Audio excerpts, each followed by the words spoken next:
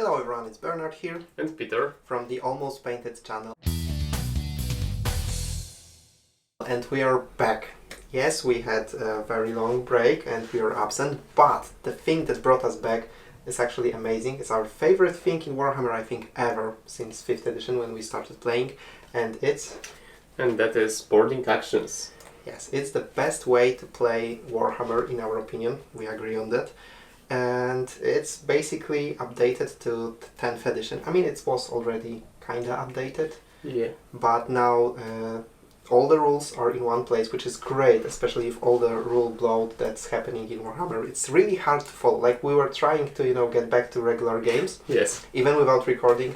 And it was just so confusing to get all the rules, because some updates are, there's separate update document, then there's a rule commentary that has different rules, like not only a commentary, like it has update to the update to the rules.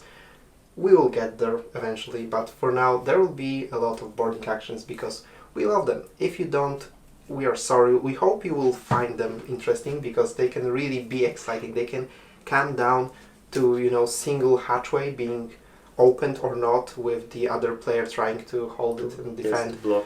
So it can be really, really interesting. There are all the missions, like there are tons of missions.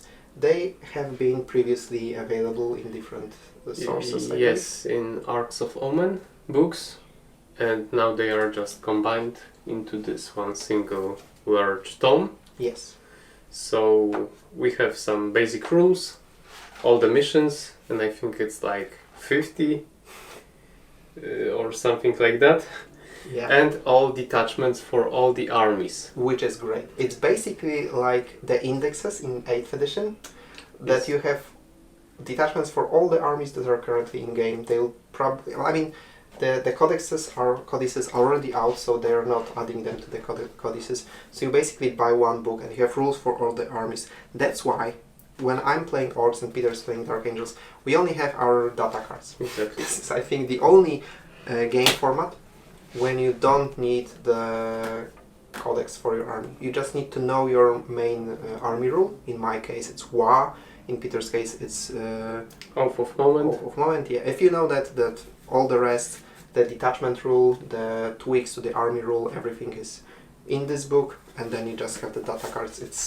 It's really amazing. It's a stark contrast to what is currently happening with the competitive Warhammer, with the mainstream Warhammer, which is just another great thing. And there are really many the detachments, 55 I believe. Yes, and I think that the biggest difference from original boarding actions is now you have detachments that specify what units can you bring to the table. Yes, they are much more restricted in that area, but you also have several detachments to choose for. Yes. So you can bring totally different armies in each detachment, but we also discussed, we'll probably do a separate sit-down video, but in case we don't, we will just skim over the main points.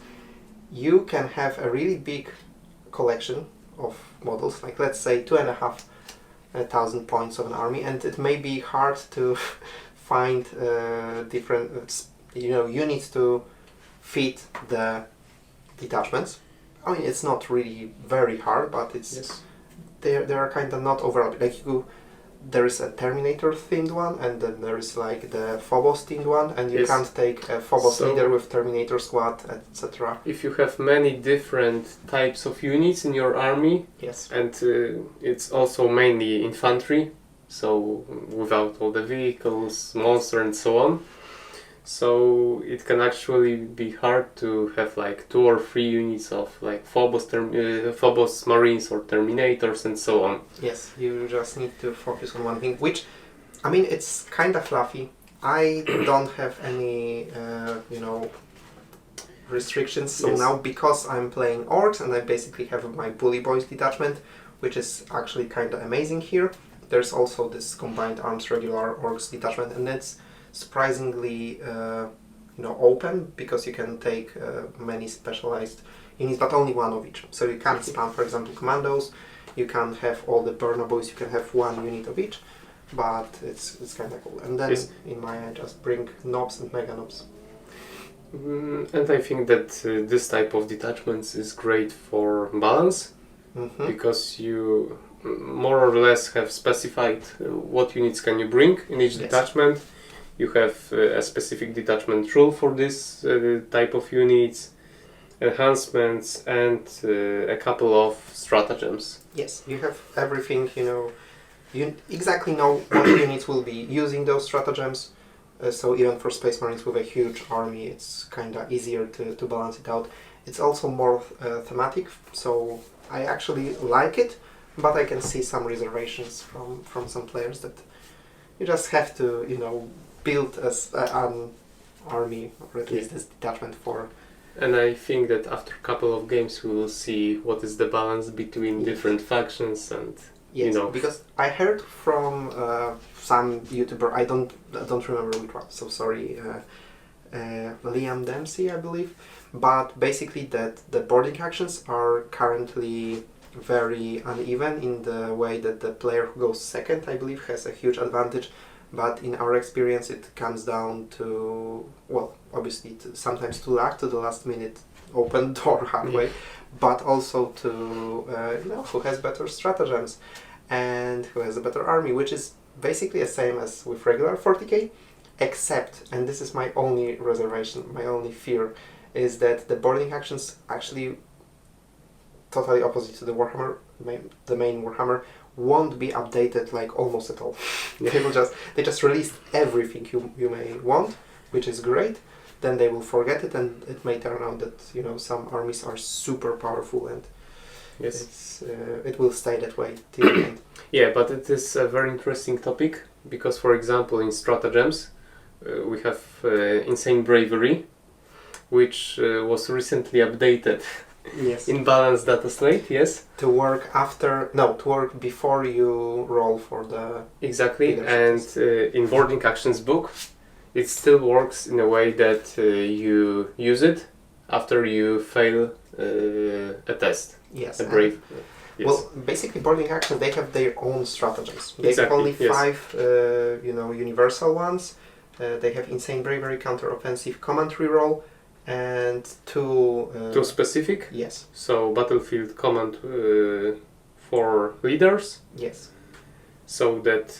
yes, because the leaders, they changed it from the 10th edition back to the 9th edition. So, in terms of boarding actions, it stayed the same as in 9th edition, that your leader is a separate entity. He can't join units. Yes. But because in 10th edition, the leadership abilities, they are not auras anymore, they simply work for the unit you're leading. It doesn't work that way here. You have to spend 1 CP if you want your leader ability to apply to a unit that's 6 inches from him. Exactly. Which sometimes can be very cool because one leader can support different units depending which one needs it most, but it's now CP dependent, so... But I think it makes sense that leaders are a separate unit, because in these games we have fewer units. Very few units. For example, today I will bring only 3, so it makes sense to have more units that way. Yes, and also there are many abilities, like unit abilities, that are specifically, for example, turned off. The Meganovs, for example, they completely lost their Feel No Pain during WA.